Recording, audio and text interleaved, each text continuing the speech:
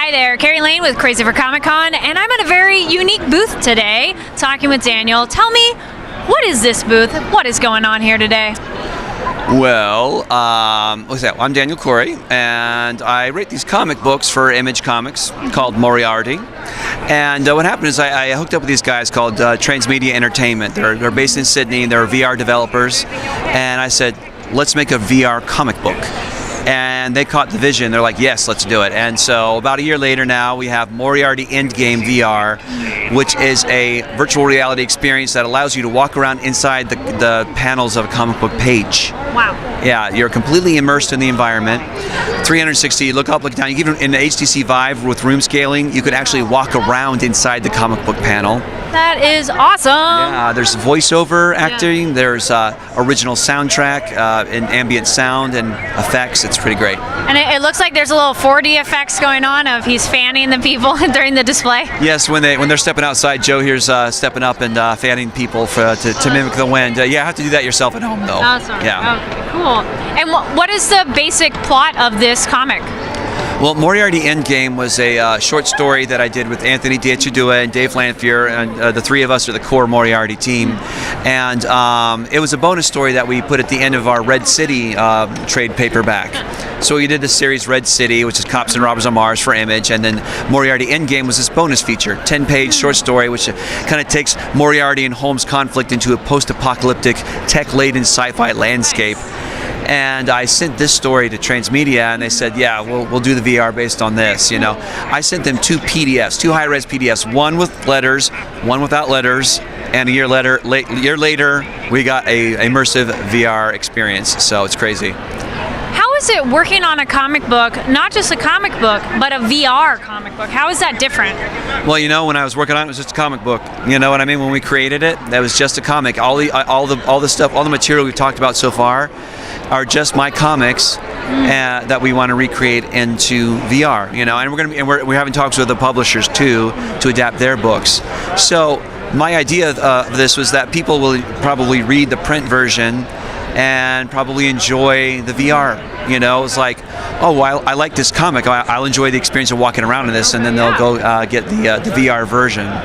So, yeah, right now it's more about the audience experience. How is the audience experience different? You know, I'm creating the same way now. I've also talked to the Transmedia guys about creating comics specifically for this format, in which case there would be different things we can do.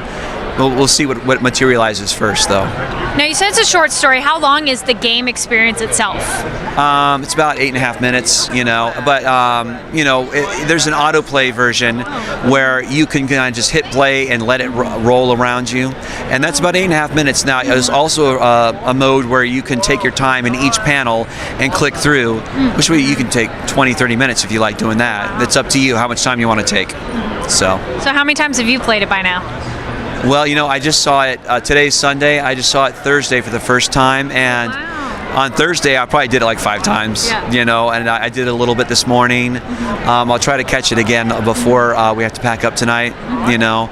So, I mean, I've probably spent close to an hour in there so far, you know.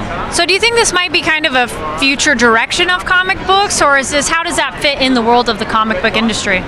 I hope it's the future direction we go. Yeah, I mean, you know, and like I said, it's not going to be replacing anything. You know, it's a nice ancillary product. It's a nice way. You know, I think people will want to get the VR version of like Dark Knight Returns. You know, because they've all read the book.